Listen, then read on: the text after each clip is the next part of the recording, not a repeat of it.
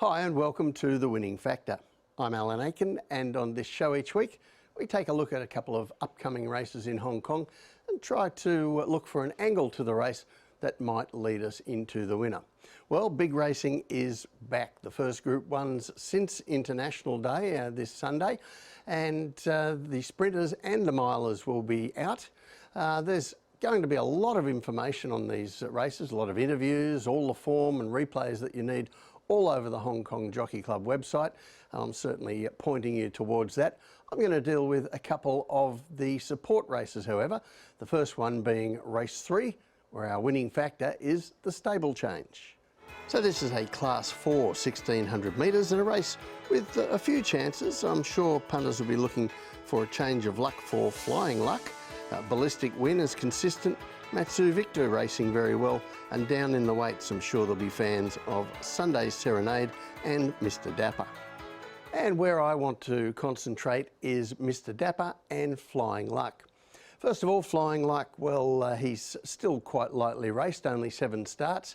He's won a race and had 3 placings, but that could look a whole lot better but for some unfortunate traffic issues in recent races. And we're going to have a look at his most recent offering.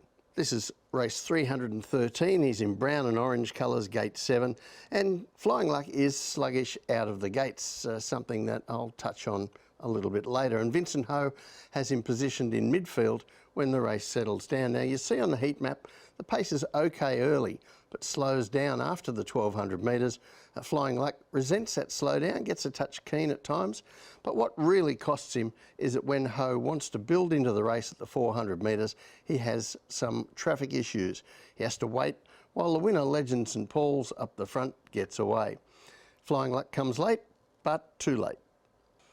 Well, I think we'd agree he should have won that one, and if you look at the vision of his previous start, it's even more graphic. He should have won that one as well.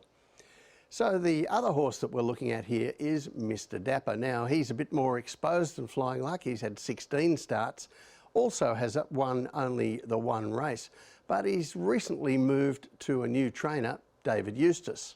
Now, regular viewers will know that I love the trainer change factor. Form analysis for the lazy, if you like. Over time, stable transfers more than hold their own as a betting angle, and some particular stables are better than just holding your own.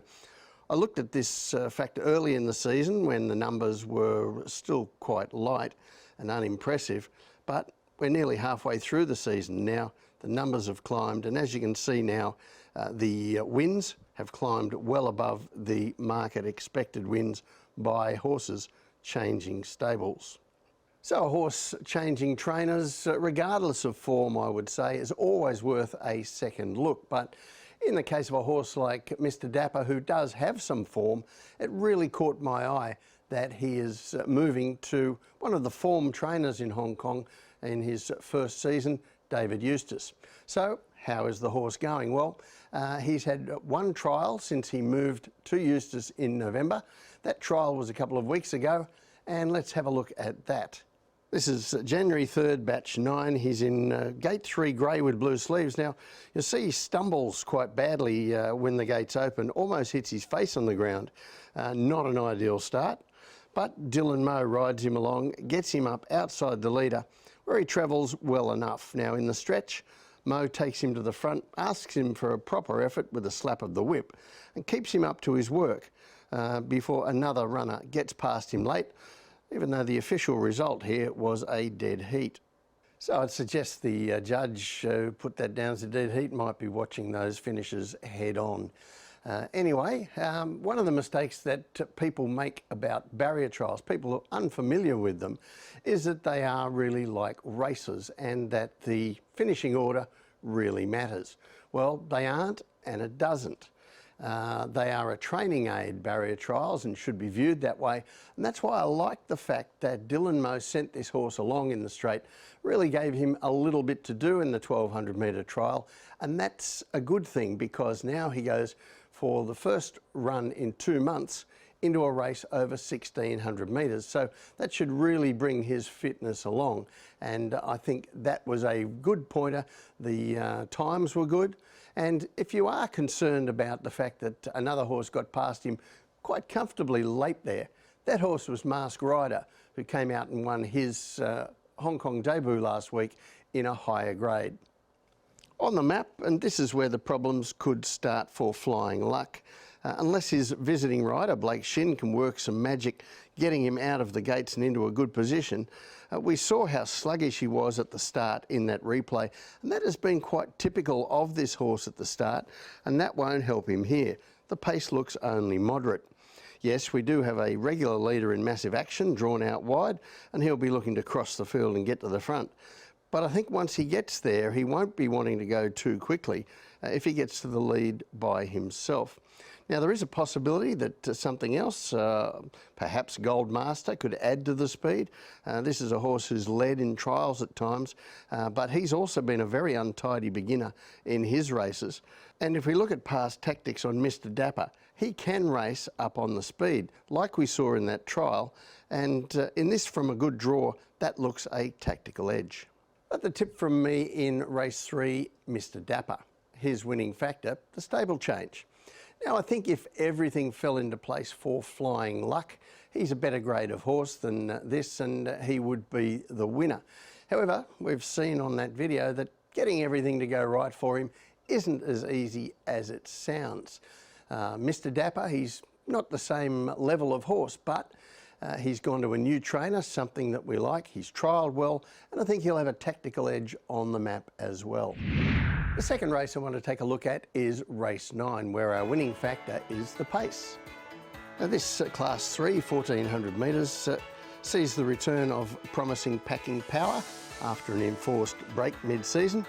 Bundle Award has performed well in both his Hong Kong runs. Romantic Sun steps up in distance, and Ka-Ying Superb has been running well without getting a race shape to suit yet. But I want to focus most here on Romantic Sun and Bundle Award. Firstly, Romantic Sun from the Hayes Yard. Well, he's had 4 starts in Hong Kong, run very well in 3 of them, and had some legitimate excuses in the other one. Let's take a look at his latest effort. This is race 316. He has gate 10, white colours, a green sash with black sleeves, and he jumps well, but even though the early speed here over 1200 metres isn't that quick, it's too sharp for Romantic Sun to be able to get across from that wide draw. So Zach Purton steadies. Mid-race, the pace is quicker. The positioning in the end is ideal for Romantic Sun. And when he turns for home, he comes into the race looming as a big chance. But Dancing Code on the inside has cut all the corners, gets away from him, and Romantic Sun can't peg him back, but keeps on well for second.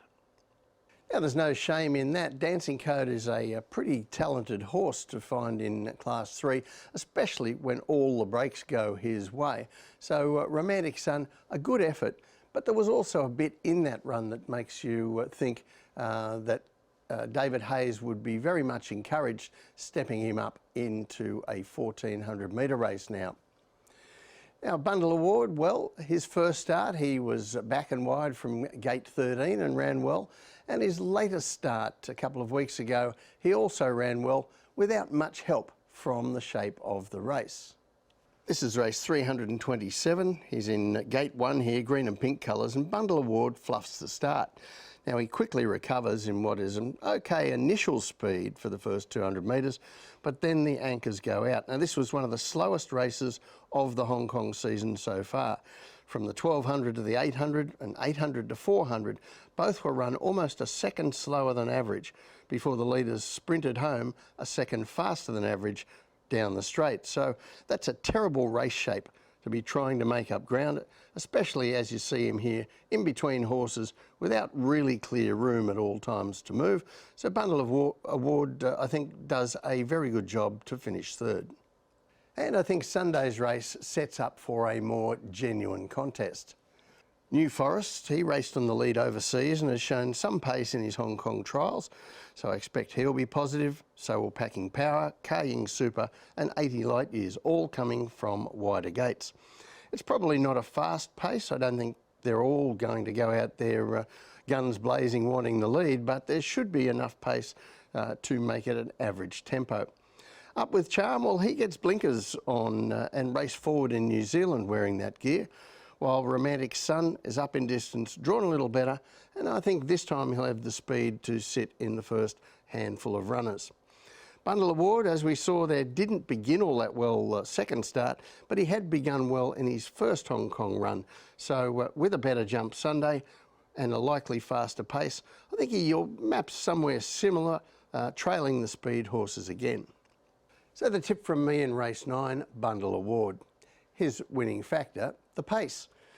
Now, the pace was very much against him last time. The wide run was against him the first time, and yet he's run with credit both of his starts in Hong Kong, this horse. He won 3 out of 4 in Australia, and on Sunday I think he gets a better draw than first time, a better pace than last time, and James McDonald getting on doesn't hurt either. I think this is his chance to break through. Well, that's it from the winning factor this week. Enjoy the Group 1s on Sunday. We'll see you next time.